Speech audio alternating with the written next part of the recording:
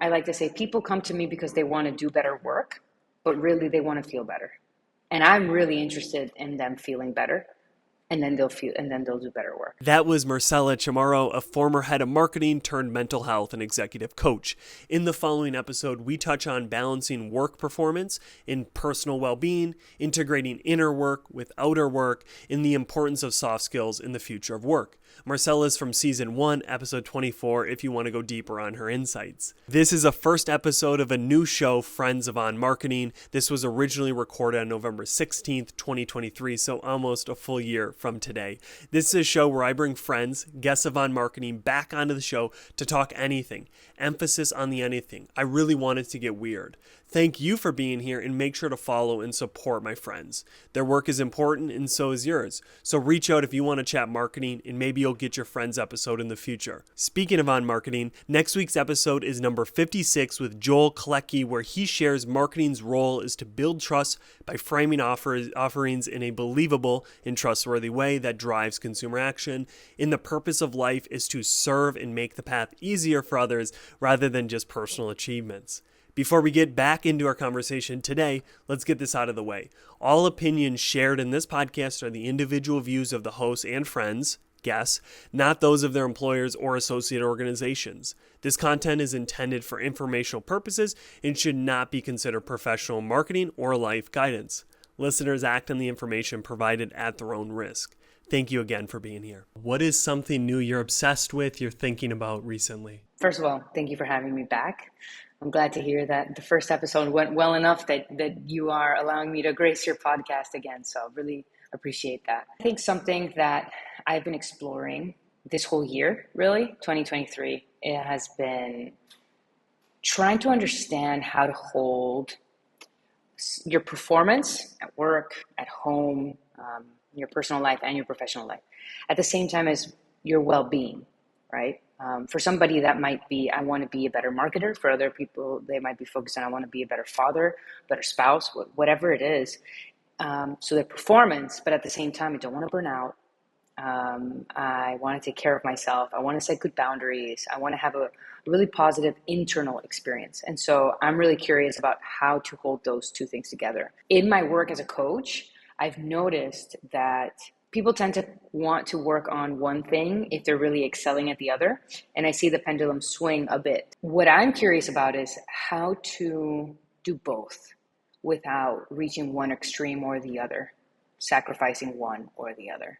I think that's kind of the journey I've been on all year. There's no concrete answers, right? But just trying to get better for my coaching clients in terms of how to lead them there. Do you see those two things as opposing, or do you see them as complementary, or can they kind of be both? They can like oppose each other. Like sometimes it's hard maybe for me to hold, if I'm improving myself, kind of that other side. It's almost like I can only hold one apple and I have to let the other one drop. How do you think about that kind of with those two poles or those two? I think it's a common occurrence. If you're really trying hard to learn to meditate, for example, or to set aside time to exercise, it can be really hard to jump into a really technical podcast and learn new skills when it comes to marketing or CX or whatever it is that you do.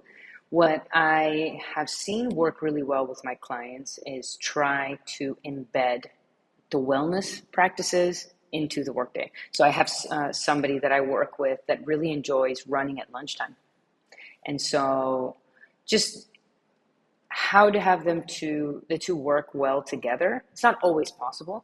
And I do think that it is natural for us as people to follow our interests. There are going to be times where you're more interested in one topic than another. You know, I myself have gone through episodes where or seasons that I listened to so much of like Lenny's podcast or Refine Labs when I was really trying to learn about attribution when it comes to marketing.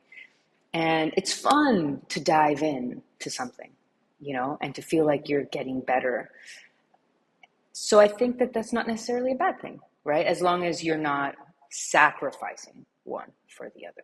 So that made me, that makes a lot of sense. It made me think of like just using those examples of attribution or some of these like different maybe content marketing, I've gone down holes and such. It seems that at times those things, I don't want to say that they're useless, but they change. They're almost less stable than maybe me focusing on mindfulness, focusing on a virtue, focusing on something that has been around since Socrates and will likely be around to the point we're on the moon or Mars. So how do you balance thinking of that, of like, does one have more of a focus that like you should come from the side of, you know, getting yourself in order, getting your interworld in order, and then, you know, then that enables you to work really well, versus like dominating work does not at all lead to mastering your inner world? Do you see any, like, if I had to pick one to start, like it would make more sense to focus on like my own self, those fundamental things, or does business enable me to then have the freedom to focus on myself if I master it? Yeah. I think the way at which I come about it as a coach might be different as, for example, a client comes to the coach or whatever for work. So, for example, I work with tech teams and individuals at leaders at tech teams. So we're talking about, let's say, marketers. A marketer might approach me and say, I really want to work on XYZ thing in my career. But when we start digging, what really happens is I want to have a better inner experience. And getting better at my career is one way to achieve that, right? So the positive intent of this exterior goal is really an interior goal, is what I find most often. So for me as the coach, I really enjoy the interior work. You know, that's why my newsletter is called Self-Work. I really do think that is the foundation. So I like to say people come to me because they want to do better work, but really they want to feel better. And I'm really interested in them feeling better, and then they'll do better work. Does that make sense? So I think they're not clear on, a lot of people might not be that clear on it from the get-go, but then they really benefit from that interior work. If it was up to me, everyone would start at the interior level, but we all have different motivations, right? And so I just try to be there and meet the person where they're at, and then solve for the interior work as we go. That makes sense. I guess as like my engineer mind, I always like to think in the sense of, if I could start at one end, or if I could invert thinking, which one is better to kind of have all or nothing. And for me, I found a lot of times I come from this religious background, but it's you can have the world, but if you lose your soul, it's not worth anything.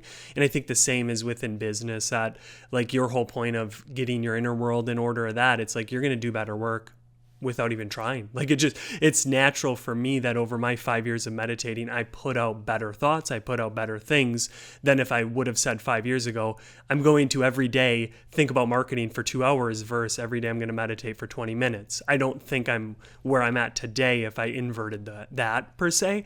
So I like to think of that, because I think work too is somewhat new. The way that we work, obviously back in the day, it was survival. You had to cut the tree to start the fire. You had to get the animal to eat the food. Where I was recently reading a book about mimetic desire, but it talked about how work shouldn't be something just merely to make more, but to become more. And I found that to be very true in my own life, that I use work not to make more. Yes, that's a great addition, but I use it to become more, because I have this interlock of inner world, outer world. There is no, like, my work is the inner world. If my inner world's a mess, my outer work will be a mess. What are your thoughts just like initially on that kind of approach to it, or thoughts? I think I'm at a very interesting point in my creative work, in that the work that I'm doing is, in my own way, a way of serving my higher power, right? So like I'm working on a course I'm calling it Courageous Conversations, on how to have difficult conversations, but better, right? And so I might paint it with some work lingo, but really at the root of it is trying to avoid, through conversation, more suffering, and instead promote healing. Because I think that when conversations go really wrong, they can do a lot of damage. Most likely, the worst damage we all have is through conversations, has happened through conversations. So I'm in this very interesting point in my work. I don't want to say career because my career has gone like like it is a very interesting canvas of work that I've put together. But what what I think drives me is work that can hopefully make the world a better place. And so I'm doing it in these particular ways. So I want to make more contribution, right? Not necessarily revenue or income. I want to make a bigger contribution, and sometimes I get frustrated. And so I have to remember to, in my spiritual practice, like there's three things that I try to let go of. I let go of the need for power and control. I let go of the need for security and safety. And I let go of the need for esteem and affection. And those are always at play, even when I'm working on something that's in my mind for the greater good, right? So not sure if I answered your question directly, but it's very interesting how even if I want to not make more, it might not be money anymore, it's contribution. And money is still definitely a factor because, like, for example, following my example of the course, if I made it free, I might reach more people, but nobody would watch it because they wouldn't value it.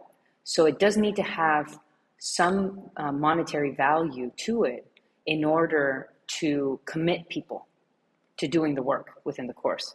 So I'm optimizing that price point for contribution and for impact. It's minor, but it's there. But I do still get very frustrated because I'd like to make a bigger impact faster, and I have to trust that I'll get there. You know, I hope 2024 is the year of not like I would do this anonymously if I could. You know, it's not about me. It's just I hope 2024 is the year where more of this work that I'm doing has more impact. Hopefully. It's almost as if there's a shift, and I've heard of it more like close around midlife, where you kind of start the world where what can it give to me? What can I take? What can I gain? And then you have this shift. And I've had thankful, lucky experiences that have early in my life made me pivot to say, no, no, no, it's not about what I can gain, it's what I can give. And maybe in church example for me, many people go to churches of what I can get. If they don't have the band I like, I leave. If they don't have the preacher I like, I leave, versus realizing that there's people there that you could touch, that you could be a vessel of God to them if you only shifted of how can I contribute rather than what can I take. And it's a very powerful thought that I don't hear a lot about. So that was one thought. And then the second thought was on your let goes. I really like that. I almost invert to the opposite of just accept where I'm at, accept the place I'm at, accept the impact I currently have, to your point of like, let go of some of these things. That's maybe the same as accepting wherever I'm at. How do you balance let go, accept? Do you see those as somewhat synonymous, that to let go, you have to accept something? Or have you ever even thought of those two words in the same boat? Never thought of them in the same boat, but I do think that you do need to accept in order to let go and just release and say, I think it is a form of acceptance. I release the need to change this or the desire that I would like to change this and just let it be. It's a struggle, you know, it's a struggle for sure. But that's a choice that I made when I decided to leave my marketing work to work with teams. Because just to give you a little bit of context, like I held positions like head of marketing, director of marketing over a span of 15 years. My favorite, and I love marketing. It's a lot of fun for me. My favorite part was working with my teams. That to me was where I really, I think, excelled. I look back at the feedback that I got from, former CEO or this and that. And the majority of the feedback was around how I was leading teams. It was exceptional feedback. And I didn't recognize it in the moment. And then one thing led to another. And I just realized like what I really enjoyed is coaching. And I didn't know that that's what I was doing. I think now what I really want to be able to do is to empower more people to do their best work. And I love, in particular, I have a soft spot for what I call rising stars, which are people who have a lot of potential, who are just so hungry and whip smart and don't have a lot of support, and so I want to step in there and be like, I got you. Come on over here. Let's I love let's sit that. down and talk all things I have a particular soft spot for that profile, and I'm really enjoying it. I made this decision. I do think that as someone who wants to make an impact, I can be very impatient. That part of the owner's mindset that I've always had. But when I look back, I see, wow, this year has brought so much positive change. I've done great things. May next year bring more of it, So it's a matter of perspective, constantly trying to seek different perspectives in order to gain new information about a situation. What about you? What do you think? Well, I had a question for you. Like, what got in the way? I really enjoy how you talked about your 15-year journey, really doing well with marketing, but having this kind of hidden hidden value that you brought that you maybe were aware of if asked about it, or you clearly got the comments. But like, what was the few things that got in the way of seeing that in the moment? Like, why couldn't you be able to see, hey, I'm good at marketing, I got these roles, but really I excel with the people in that? Like, what was kind of stopping you from seeing it, or blinding you from it, so that it took you as long as it did to kind of realize that? Obviously life's a journey, I get that, but It's the nature of the startup. Maybe their life was so fast paced, high pressure, and I was in a great team. So I was also just embedded within amazing individuals. Um, my former team, Cogsy, I'm still very good friends with the majority of my teammates there. And I think I didn't realize it because there was so much marketing work to be done, perhaps, and I needed to take a step back. So I ended up exiting Cogsy to follow my interest in mental health. I've since gone back and coached a few of the team members, and I coached on their last offsite in March of 2023, and that was incredibly gratifying and fulfilling. But I think it took me taking a full step back to be able to see that I'm a good marketer, but I might be an even better coach. There's actually somebody that I coach that's from the original Cogsy team that I still coach all these years later and is now in a different position. And I ask her all the time, I was her manager at Cogsy. And I'm like, what do you think? Am I a better manager or a better coach? Tell me the truth. And we have all these at-length discussions about it, just because I do think that in my coaching work, I have a podcast, I have a newsletter, I'm putting out an online course. There's so much that my marketing work brings to the table there. So just for this online course, it's been really fun to create it from scratch. Like, I have zero help. The video recording, the editing, putting up the landing pages, setting up the pricing table, like everything that has to do with the course. And I realized that if I didn't have my marketing background, I wouldn't be able to do it. So life is a journey, like you said. Every step leads us to the next one, right? I love that. Do you think other marketers, and this could probably be not contagious to the marketing profession, but I'm putting myself in your shoes of trying to like imagine if I'm in that situation. I'm not as good with people. I'm not as good with community. I'm good with people, but like, that's not where my strength lies. The I'm not strength. picking up on that in these podcasts, Jordan. Well, I think like one to one, or but like a team, because I can see that where I see someone, whether in marketing or something else, and it's like, your skill set is not the domain, it's the people, and you can get us to do, like, do you find, because in my mind, I'm like, what if my belief was I'm a really great marketer and I'm holding on to that super hard, as people keep telling me, you make me better, I do my best work when I'm with you, and I keep holding on to this of like, but I'm a great marketer, I'm the next X. Like, do you think that, and maybe not in your specific situation, but does that play in the sense of, we sometimes are hesitant to do something because we have an identity or an expectation of who we are, what we're good at, and we're not open to the other perspectives, as you mentioned? Or what do you think about like that getting in the way maybe of our growth? I think it definitely has to do with self-identity. I think that the more balanced self-identity and self-image that you can create for yourself, the better. You're going to be more resilient. Like, nobody is all or nothing. You can't be a great marketer all the time. Nobody is. Nobody can be a great manager all the time. There's going to be, you want to outweigh the negative with the positive, of course, but I think through these like courageous conversations that I talk about in my course, you're going to unearth a lot of uncomfortable information about yourself, right? And so that's one avenue to ask more people, right? To be more to ask about their feedback and how they view you, and get more information about yourself. And I think it comes down to identity. And so the healthier self-image and identity that you can create for yourself, the more resilient you're going to be and more truthful, right? Because we have to receive what we need to work toward, like those growth opportunities, people call them. And it's true, we all have them. We all have so many. I find with the tech teams that I work with and the teams that I've worked with in the past, that the people who are great with people are few and far between. And they are inspiring leaders who inspire people to change, do not demand them or guilt them into changing, inspires great loyalty as well. And it's hard to find that.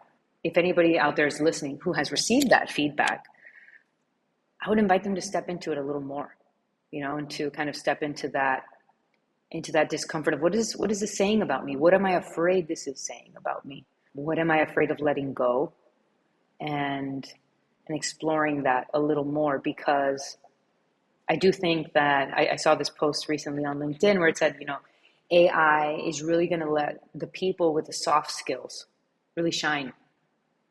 And I agree with that. I don't know that much about AI, to be honest, but I do know that the soft skills in my work, I've just seen it so repetitively, that so consistently the soft skills stand out. And so if somebody's great with people, if people do their best work around them, that's something that I don't want to use the word leverage, but like to really highlight and to really lean in toward. Yeah, I'm currently reading a book by Morgan Housel called Same as Ever, and it's talking about how many times we can talk about what's changing, what will be different in the future, and I'm relaying this to your AI conversation. Nobody knows. You can predict, you can position, you can do anything you want, but that future is unknown.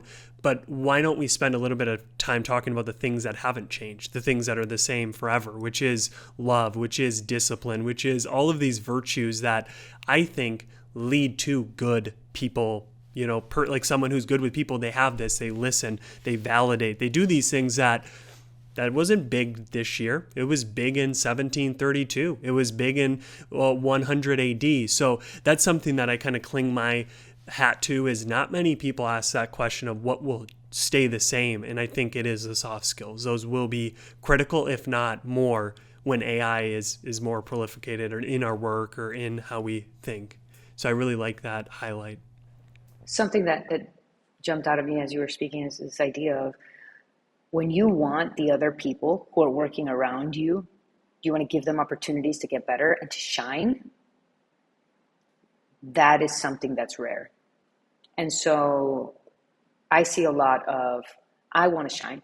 I want to keep it on me. And I think that's why I am so adamant about working with people first teams, because it's really hard to have a positive impact. That doesn't mean it cannot be done, and it doesn't mean that I won't ever do it. It's really rewarding to have impact when people are open to it, and these teams tend to be, right?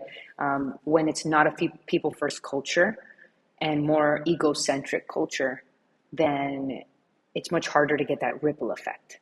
And to see that ripple effect is so gratifying.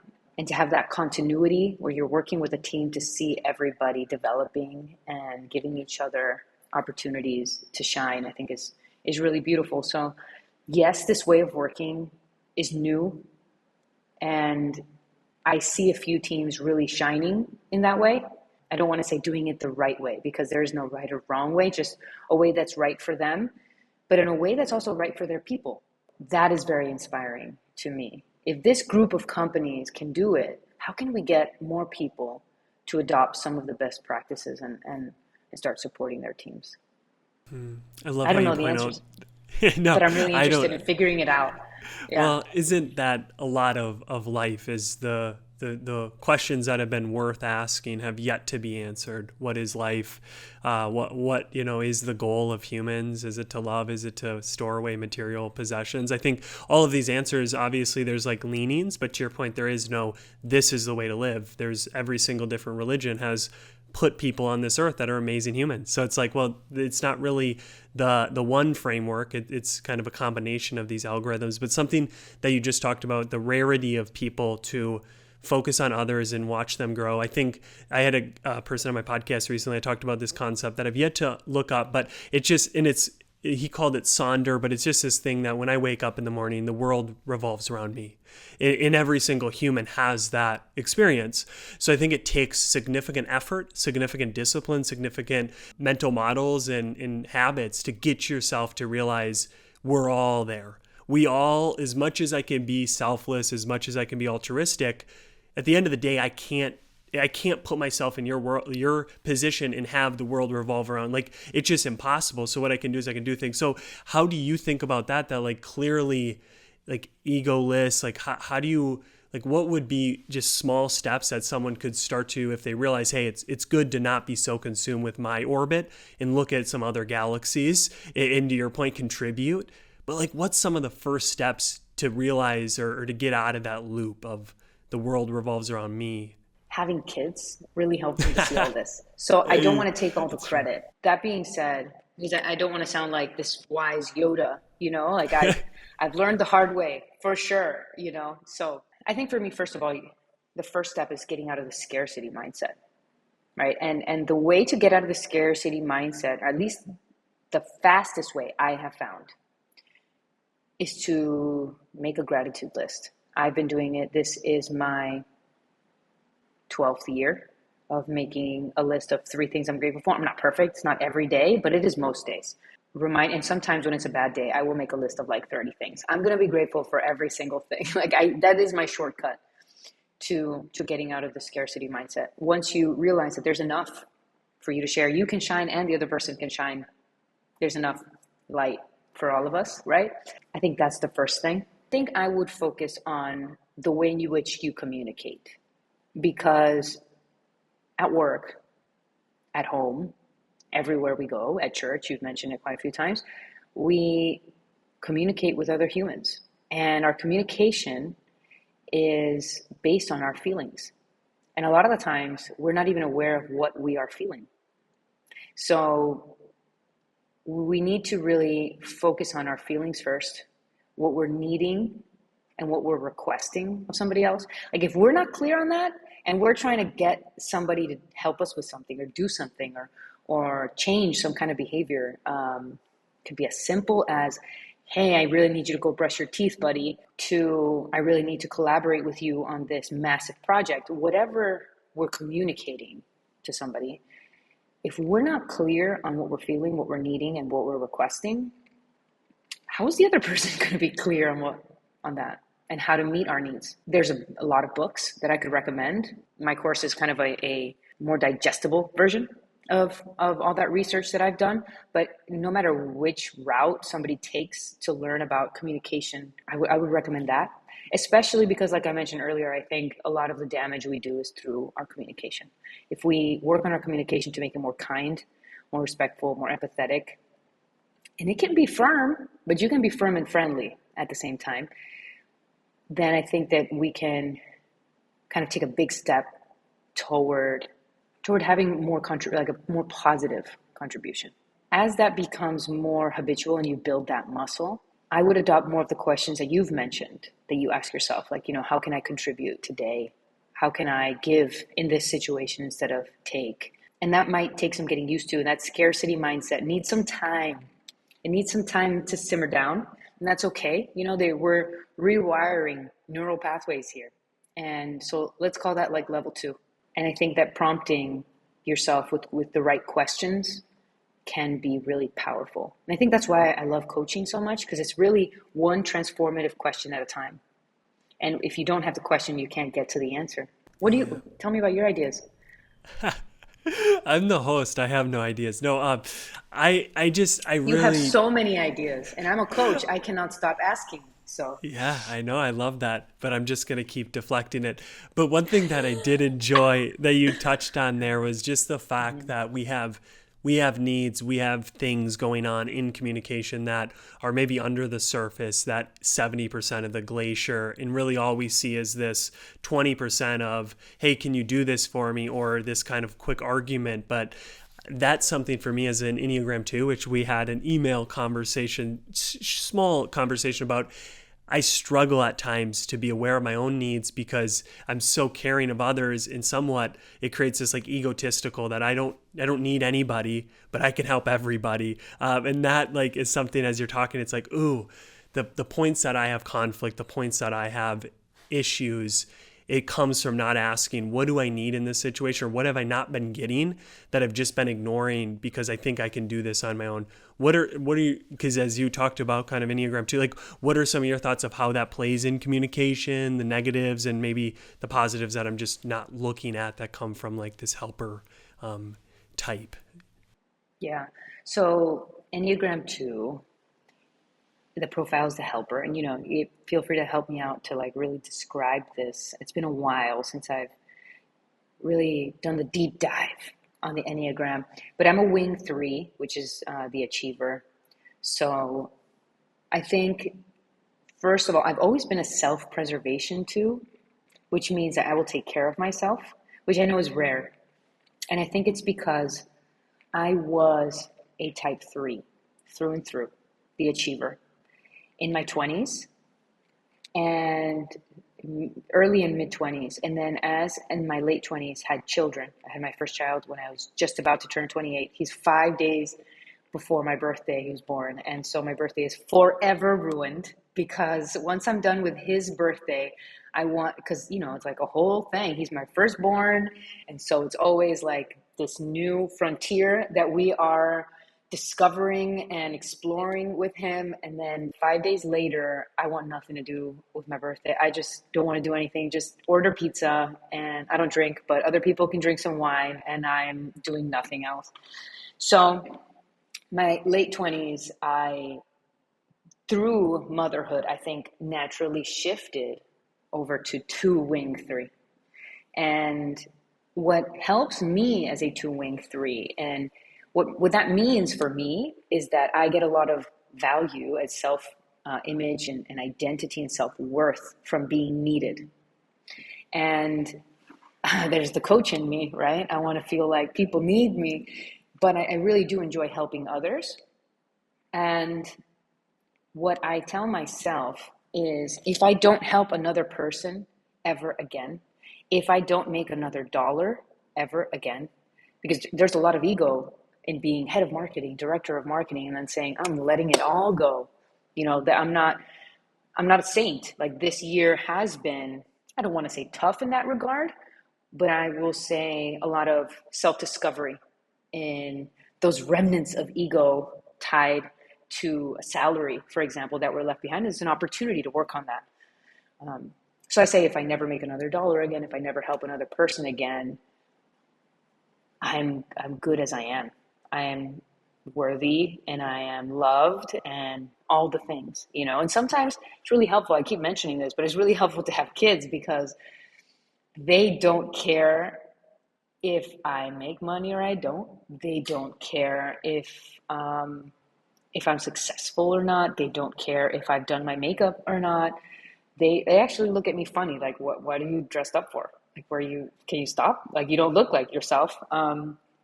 They just love me for me. And I think for me, that has been a very, I want to say, like, a process that has mirrored almost my spiritual journey. It helps me to understand how my higher power loves me by seeing very physically how my kids love me as I am, right? That's just personal. That has been a very beneficial process for me. But I think for anyone out there, to know that if you are no longer the CEO, if you are no longer the star marketer, if you are no longer whatever you are, you're still, your self-worth and your identity and the amount that you are loved would not change. That's all extra.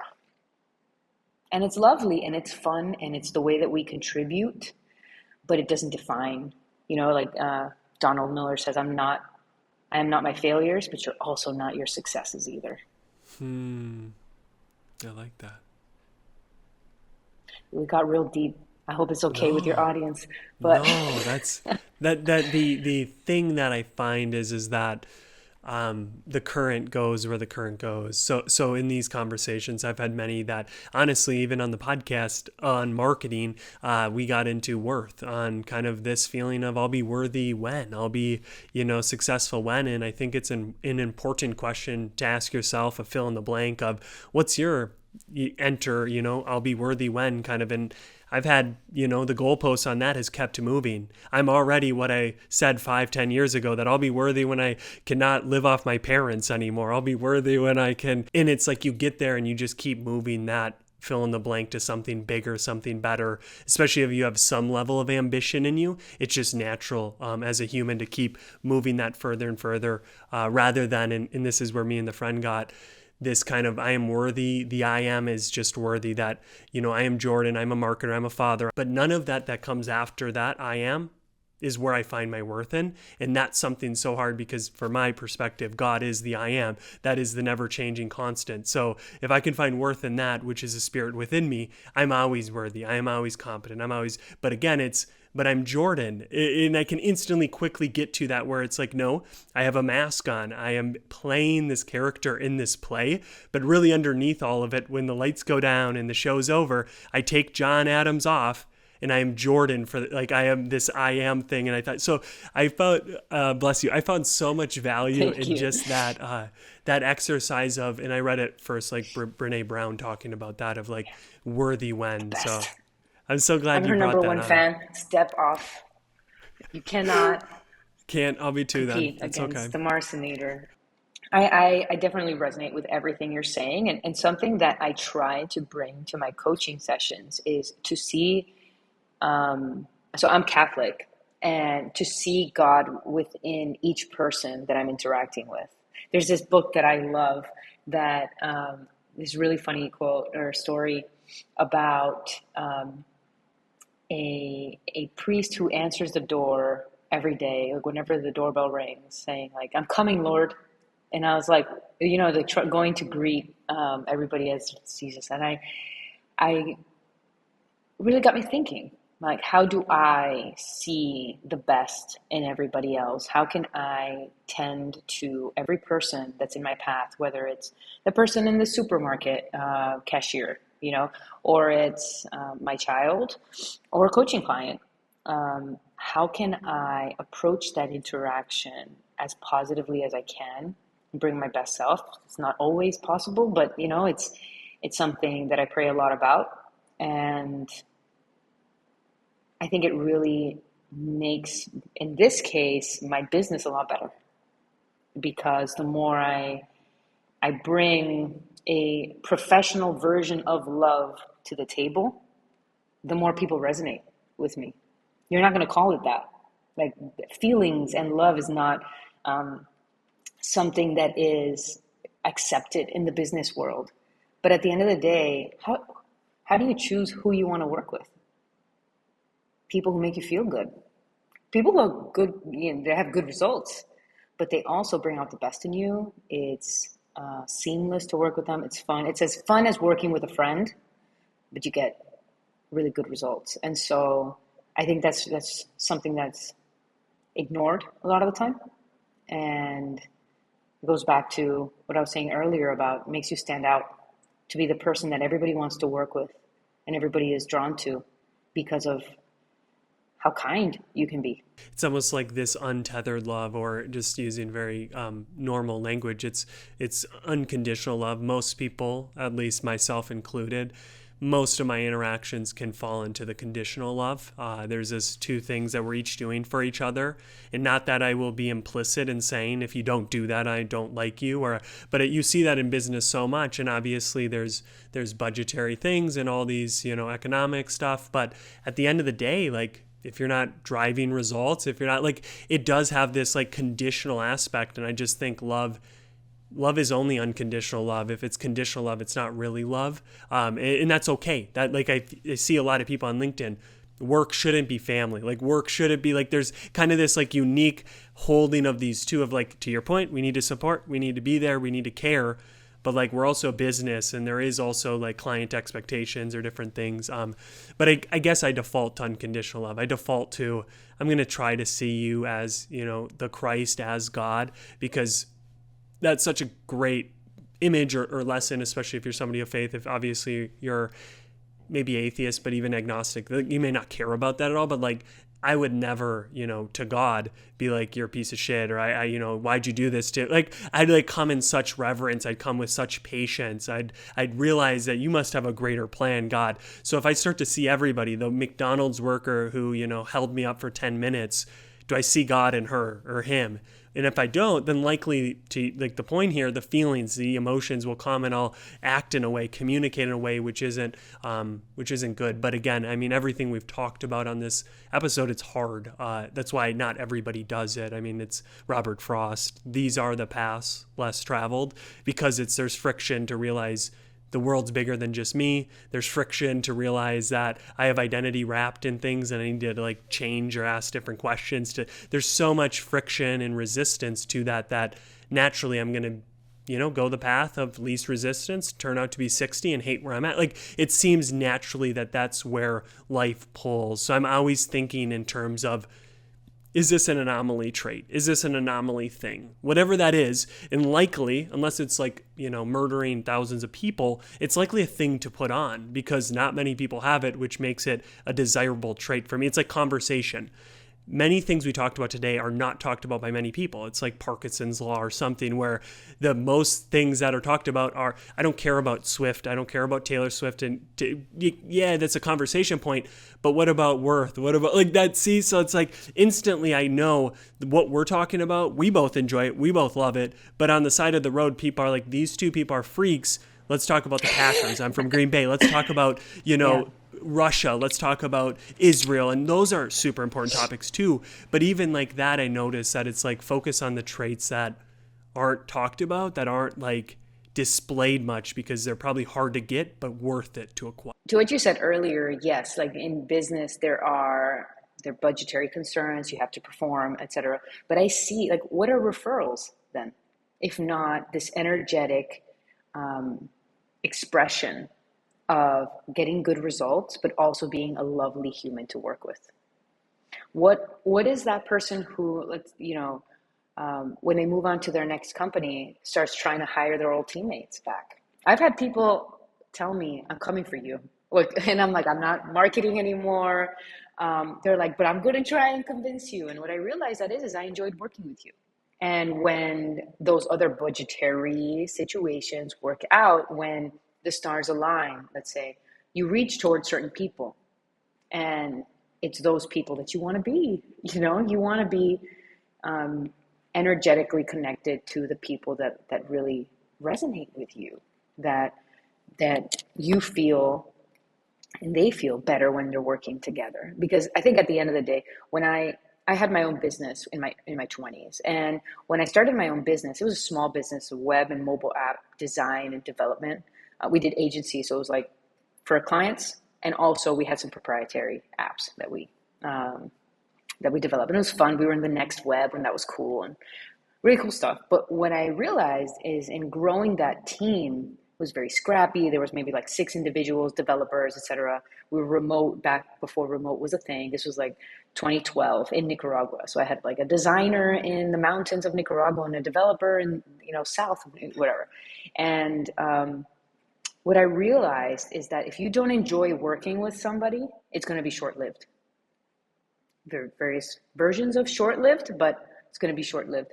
And also, the people that you're putting your baby in their hands, they matter, And in some level, I mean, yes, there are enterprise clients that I work with, but even within those enterprise clients, like there are subdivisions, right? And so everyone who feels some kind of ownership, you want to be able to trust the people that you're putting your projects in their hands. Collaborating cross-functionally is so important. And to be able to do that well, you need to have these soft skills. So we're talking a lot about the professional side, but I think it's, if you work on the personal side, the professional side, we're all just people spending our time on this planet trying to do some good. And sometimes that's mobile apps, and other times it's powerful conversations and online courses or a marketing podcast. But the more soft skills you have, I believe, the better impact you're going to have, more impact you're going to have. I'm behind you. I'm also bullish on that. And I think your premise is correct. If there's a group of people who cause more suffering to me, and then there's a group that can make me relieve the suffering through helping, through caring, it would be dumb to choose a group that's going to make me suffer. So I think that's so valid in the workplace that, you're going to be either helping people, alleviating things, or you're going to just be giving them more stress, more suffering because you don't communicate to them in certain ways. So that makes total sense. I think there's probably like a larger conversation of where that quote unquote invisible or thin line is in the sand of like, how do you like family? Like, is that a goal to feel so close that we're a family? But I'm kind of to the point, who cares about the name? It's like, if you feel good with the people you're doing work with, you're just going to do better work and enjoy it longer. So that makes a lot of sense to me. I think it's circumstantial. I have friends who I know of a group that they were friends since they were little. They founded a startup together and they spend all day working together. And then on the weekends, they hang out together. And I think they'd probably say they're a family. Would I say that with my past teams that I'm a family? No, but we're good friends. I don't want to judge other teams. Whatever works for you. I think the boundaries, the definition that I like is the distance at which I can love you and myself at the same time, right? So whatever works for you, that's going to be different for every team. And even within a team, there are coworkers that are much closer than others. There's always going to be, there are coworkers that end up being life partners. I think in general, though, I do agree that calling a team a family, when it's leadership saying that and imposing that is likely not a healthy thing to do. But if it's bottoms up and some certain people feel like they are a family with their coworkers, I don't let people be, I guess. I like that. That's my stance on that. Yeah, too many times I, myself, and others want that black and white. We want it, no family. You can never be family and work. But to your point, it's so contextual. I think the context almost always defines what's okay and what's not at times. Killing someone in the middle of New York Times Square, context off, can't do that. If I'm in war, kill a few. So context really drives a lot of what's okay and what's not. But Marcella, I could go for days talking to you. So I have one final question, and we've been talking a little bit about this, but with AI, with remote work, so many things that are kind of fluid right now. What do you hope that maybe it's kind of lost its grace in today's time, but what's something that we've had in the 2000s, 2010, 20 that you just hope is there in 2040, 2050, that as much as we change in the tools we use and all these things, what virtue, mental model, thought process, mindset do you hope sticks around and prevails in that future? The ability for anyone from anywhere in the world to have access to any job anywhere in the world. I've really enjoyed seeing that happen more and more often over the last few years, where people from third world countries are getting amazing positions at amazing teams and giving them and their families opportunities that weren't otherwise available to them. So I want to say that location, where you were born into and where you live, doesn't hold you back, to allow more growth for people who have had less access. And I want to sneak in another answer. I want to say more teams giving more mental health support to their employees. I think that's something that can do a lot of good. And just in general, like sometimes that means a mental health plan where you have a therapist. Other times that means 4-day work weeks. Like whatever works, I just think supporting your team individually means supporting your team as a whole.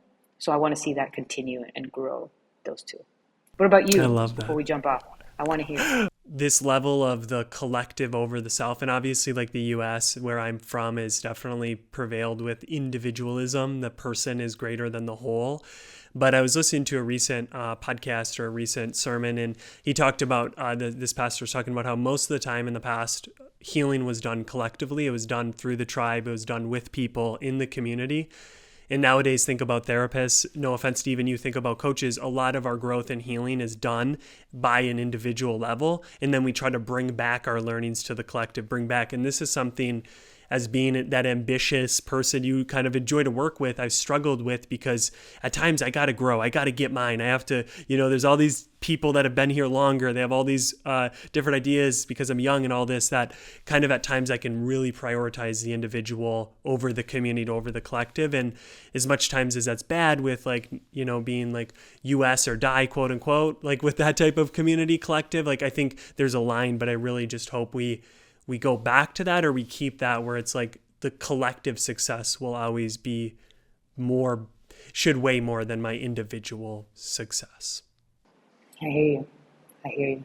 I like that. I might steal Thank that. you so much, Marcella, for coming on. I've learned so much, and I know that we'll maybe in a few years have another fun conversation just like this. So thank you so much for making the time. I appreciate you inviting me back, Jordan. This was lovely. Thank you so much. What one idea or topic of conversation stood out to you today? Write it down, share it with a friend, post it on social.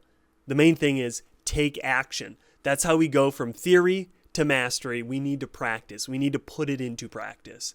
Thank you for listening and being here, and I hope you tune in next week.